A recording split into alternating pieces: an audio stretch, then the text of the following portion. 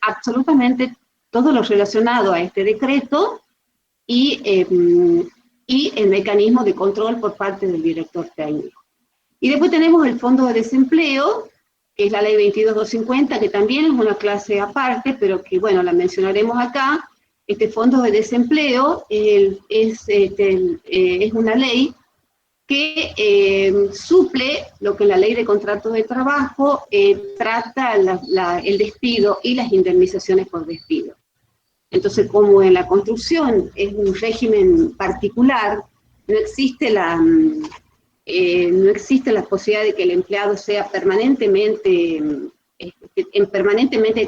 trabajando, porque no tiene la garantía de la permanencia en el trabajo, es que se cree este fondo de desempleo. Entonces es importante que acá se aclare también de que el director técnico verificará que tendrá las facultades para verificar que todos los operarios estén inscritos en ese fondo de desempleo, le exigirá al contratista las libretas de aporte, y en caso de que si no fuera, el director técnico tiene las facultades de exigir que esa persona sea retirada de la obra. Igual que una persona que no tenga un seguro obrero, que no esté incluido, también incluido dentro de las aseguradoras de riesgo de trabajo. La cláusula de cumplimiento de las disposiciones municipales. En esta cláusula es importante nombrarlas a todas, detallarlas a todas, porque en el caso particular, ¿qué va a pasar con la vereda de obra? En esa obra, la cerca de obra va a avanzar sobre la vereda, ¿cuánto va a avanzar? ¿Qué pasa si avanza? Entonces, la obligación de tener las veredas de obra. ¿Qué medida va a tener esa vereda de obra? ¿Con qué materiales se va a realizar? ¿Con qué materiales vamos a implementar la seguridad de esa vereda de obra? Ustedes saben que la vereda de obra es la vereda que avanza sobre la calle porque la vereda ha sido utilizada como cerca de obra. A veces total, a veces parcial. Entonces, este tema es muy importante. Y eso lo podemos ver los arquitectos que vamos a hacer la dirección técnica y exigirle a la empresa que cumpla con esta ordenanza. La ordenanza de cercas, pantallas protectoras y pasarelas. Esas cercas, qué características van a tener, con qué materiales se van a usar, las pantallas protectoras, de qué materiales van a ser, qué ángulos van a tener. Bueno, todo eso está legislado en esta ordenanza, pero es conveniente que las pongamos y que se detalle cuáles son las ordenanzas que queremos que se cumplan en la obra. Las empresas de publicidad en cerca de obra, acá hay otra ordenanza, en el caso de que se quiera poner publicidades en la obra, cuáles tienen que ser las características. Una muy importante, el cartel de obra. El cartel de obra dirá qué medida tiene que tener el cartel, dónde tiene que estar ubicado, qué es lo que tiene que contener ese cartel. El objeto de la obra será vivienda unifamiliar, será edificios de viviendas, edificios de oficinas y viviendas, edificios solo de oficinas. ¿Quién es el proyectista? ¿Quién es el director técnico de la obra? ¿Quién es la empresa constructora? Y lo más importante, el número del permiso de construcción, ese que ustedes han obtenido una vez que han terminado, todas las gestiones administrativas que hicieron. Al final es para obtener entonces ese permiso de construcción que tiene que figurar en este cartel de obra. La ordenanza relacionada al patrimonio vegetal, de la obligatoriedad de no sacar los árboles o de preservar los árboles en las veredas. La obra de arte en los edificios de altura, que exige que en todos los edificios de altura se coloque una obra de arte. Materiales en vereda, ¿cuál es el régimen para la descarga de materiales? Que evidentemente no pueden quedar acopiados en veredas y que deben ser introducidos inmediatamente al obrador, adentro de la obra. ¿Qué pasa con los contenedores? ¿Cuál es el régimen de los contenedores? Autorización para colocar contenedores en la vereda, en la calle. Los horarios de carga y descarga, esto es importante para el abastecimiento de la obra. Si es una obra que está alejada o en un barrio, no debe tener mayores inconvenientes, pero si es una obra que se hace en el microcentro, bueno, ahí sí es que hay que entrar a analizar cuáles van a ser estos horarios de carga y descarga. Los horarios de trabajo también es importante, porque ustedes saben que iniciar una obra es un martirio para los vecinos, es realmente una tortura. Entonces, el horario de la obra tiene que permitir que también se respete el horario de descanso de los vecinos. Entonces, todas estas ordenanzas son muy importantes, y el contratista está obligado a cumplirlo, y el director técnico está obligado a hacer que se cumplan. Después tenemos el título de la extinción del contrato. Entonces acá figurarán cuáles son las extinciones. Por muerte del comitente. Si el comitente muere, dice, no extingue el contrato, excepto que haga imposible o inútil la ejecución. ¿Qué quiere decir esto imposible? Bueno, porque el que tenía el dinero para ejecutar la obra era el comitente. Si él es el que ha fallecido, bueno, es imposible continuar la obra, o inútil la ejecución de la obra. La muerte del contratista, porque extingue este sí extingue el contrato. ¿Y por qué? Porque probablemente sobre todo si es que se lo ha contratado ese contratista por características especiales que tenía esa persona, excepto que el comitente acuerde continuarlo con los herederos de aquel. Obviamente si aquellos, los herederos, le garantizan que se va a mantener la calidad de la ejecución de los trabajos. Y luego tenemos el desistimiento unilateral. El comitente puede desistir del contrato por su sola voluntad, pero debe indemnizar al prestador. Y lo mismo pasa con el contratista. El contratista podría...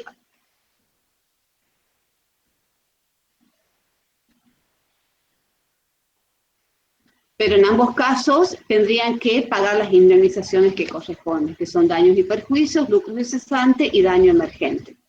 ¿Qué son los daños y perjuicios? Todos aquellos daños que se le ocasiona a la persona, al comitente, en el caso de que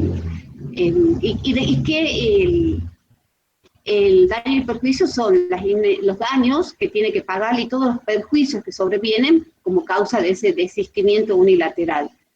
A ver, por ejemplo, daños y perjuicios, que la persona tiene que seguir alquilando una vivienda, tiene que seguir pagando costos que no estaban previstos, que iba a tener que continuar pagando, que va a tener que volver a contratar una nueva persona hasta tanto se pueda volver a ejecutar la obra.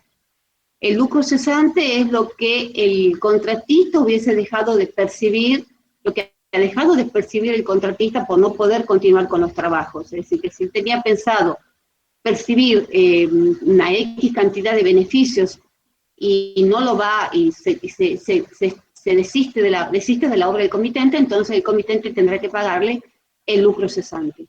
Y el daño emergente son todos los daños que emergen a partir de ese desistimiento, que le emergen al contratista, como son, por ejemplo, el contratista a su vez ha contratado subcontratistas. Bueno, ese subcontratista tendrá que pagarle a su vez el lucro cesante, el contratista al subcontratista. Eso es un daño emergente, por ejemplo. Que haya alquilado una maquinaria y que tiene que pagar las horas por el no uso de esa maquinaria, lo mismo aunque no la utilice, bueno, eso también es un daño emergente que le sobreviene al contratista. Después, otra cláusula importante es la prosecución de los trabajos. Acá se va a determinar cómo van a continuar los trabajos en casos de desistimiento o de rescisión de la obra. El comitente tendrá derecho a retener materiales y maquinarias del contratista hasta tanto se termine la obra.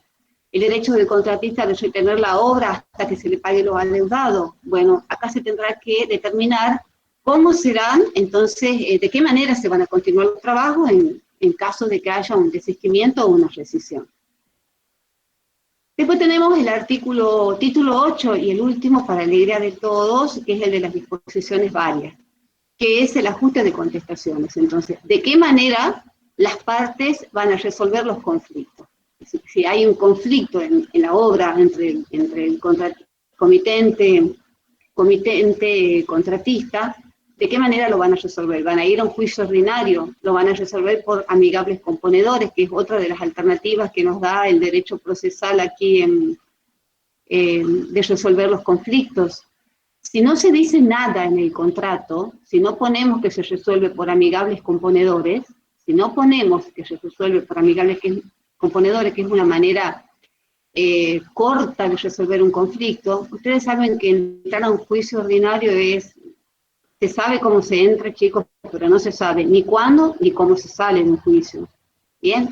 lleva años, porque acá la justicia es muy complicada.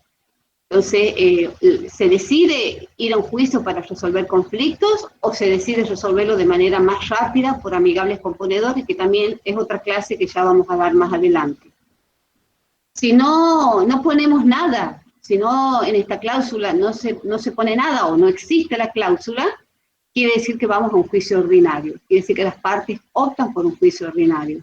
Si en la cláusula esta ponemos que es por amigables componedores, entonces se resuelve de esta manera. Se designan los árbitros y el árbitro resolverá el conflicto. Luego está la cláusula de la vigilancia de la obra. La vigilancia es una opción imprescindible en las obras de construcción para evitar robos, asaltos, saqueos o desperfectos que se pudieran sobrevenir en los materiales, productos y elementos de trabajo. Entonces habrá que decidir quién va a ser el sereno, cómo va a ser el horario de ese sereno, o será una empresa privada de seguridad, qué tipo de empresa, cuántas horas va a estar esa empresa, cuál será el costo, si va a ser una seguridad combinada, activa combinada con una seguridad pasiva, se colocarán cámaras de vigilancia, se colocarán alarmas, se colocarán sensores. Todo esto tendrá que figurar aquí en la cláusula de vigilancia de la obra. Y después tenemos la cláusula de la entrada de la obra. Ustedes saben que la obra genera muchísimos riesgos. Es muy riesgoso que entre una persona a la obra. Para los mismos trabajadores también, por eso que se tiene que implementar la ley de higiene y seguridad, para los obreros garantizarle la seguridad en la obra. Calculen para un tercero, una persona ajena a la obra. Entonces tiene que decir acá que la entrada está prohibida para toda persona ajena a la obra. Y si se va a permitir el ingreso a la misma, ¿cuáles van a ser los requisitos para ingreso? ¿Se les va a exigir seguro? ¿Se les va a exigir un equipamiento especial, mínimamente cascos y calzados adecuados? Este tema, chicos, lamentablemente este año, por la pandemia, no vamos a poder ir a obras, pero todos los años nosotros los llevamos a ustedes, a los alumnos, a las obras, mínimamente a una o dos obras. Y bueno, sí, tenemos que tramitar el seguro que tiene la universidad en la Caja Popular para poder llevarlos a la obra. Entonces a la empresa le entregamos el listado de alumnos que van, y la empresa nos exige que mínimamente los chicos lleven un casco y nos dan las indicaciones de cuál tiene que ser el calzado que tienen que llevar para que ustedes dentro de la obra minimizar los riesgos de acceder a la obra. Bueno, acá vamos a hacer la línea de tiempo con una especie de síntesis de todo esto. Entonces acá tenemos que la obra, una vez que obtenemos el permiso de construcción, hemos hecho el contrato de construcción, damos inicio a la obra. Y recuerden que decíamos que esta obra inicia con el acta de inicio. Bien, esta acta de inicio nos determina el plazo de ejecución de la obra. Entonces, este es el plazo de ejecución, con los meses, están los meses de duración de la obra. En este plazo de ejecución, miren todo lo que pasa. Ejecutamos los trabajos, controlamos los trabajos, materiales, mano de obra, y técnicas constructivas, y las maquinarias que estén correctamente funcionando. Se hacen las certificaciones, se implementa el trámite de los certificados, tiene que existir la comunicación entre las partes, para ello tienen que estar los libros de obra, órdenes de servicio, que son las órdenes que le da el director técnico al contratista, representante técnico, el libro de notas de pedido, que son los pedidos que hace el representante técnico al director técnico. Tendremos que hacer cumplir todas las disposiciones municipales y la legislación vigente, como ser el higiene y seguridad, el fondo de desempleo, las responsabilidades por caso fortuito y las responsabilidades extracontractuales. Bien. Luego que se produce, y durante este plazo de ejecución, acá tenemos certificaciones que se van a ir realizando mensualmente, bimestrales, trimestrales, como quieran pactarlo, hasta que llegamos a la recepción provisoria. Esta recepción provisoria cubre los vicios aparentes, y en esta recepción provisoria hacemos el acta de recepción provisoria. Entonces acá dirá que se recibe la obra, que es una obra que no tiene vicios. Acuérdense que con esta acta nosotros lo liberamos al contratista por los vicios aparentes, es decir, que ya no puede responder, nosotros no le podemos decir después, aquí a los 3 meses, no, hay un vicio aparente y lo tiene que arreglar, lo tiene que terminar. Y no. Si hasta este momento no hemos detectado vicios aparentes, lo liberamos con el acta receptoria, el contratista ya no responde por esos vicios aparentes. ¿Bien? Ahora puede ser, como dijimos, que haya vicios aparentes, que en realidad sean vicios aparentes, no un incumplimiento contractual. A ver, ¿qué diferencia habría entre un vicio aparente y un incumplimiento contractual? Y bueno, que me falta 1 metro cuadrado de piso del local 10, no que me faltan todos los pisos de la casa o todos los pisos del edificio. ¿Entienden? Hay una diferencia entre un vicio aparente y un incumplimiento contractual. Si hubiera un incumplimiento contractual, ¿qué estaría pasando con el contratista? Y entraría en mora. Entraría en mora y tendría que pagar multa y además la obligación de terminar la obra. ¿Bien? Pero bueno, supongamos que hay unos pequeños vicios, entonces en el acta esta de recepción provisoria la recibimos provisoriamente a la obra y le damos un plazo de 1 semana, 2 semanas para que termine de colocar los herrajes, para que termine de colocar un par de vidrios, pero nada más. La magnitud de esos vicios no puede ser tanta que ya estemos cayendo en un cumplimiento contractual. ¿Bien? A partir de ahí empieza el plazo de garantía.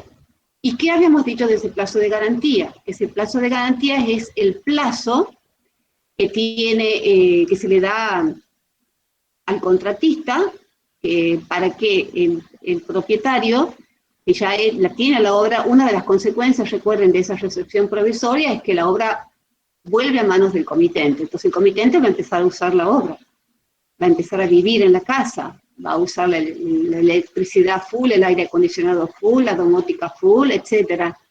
La va a probar a la casa en tiempos de lluvia. Entonces va a verificar en ese tiempo que no existan vicios ocultos. Llega el transcurrido ese plazo de garantía que dijimos que puede variar entre 2, 3 meses, que va a depender de la envergadura de la obra, hasta 1 año, que puede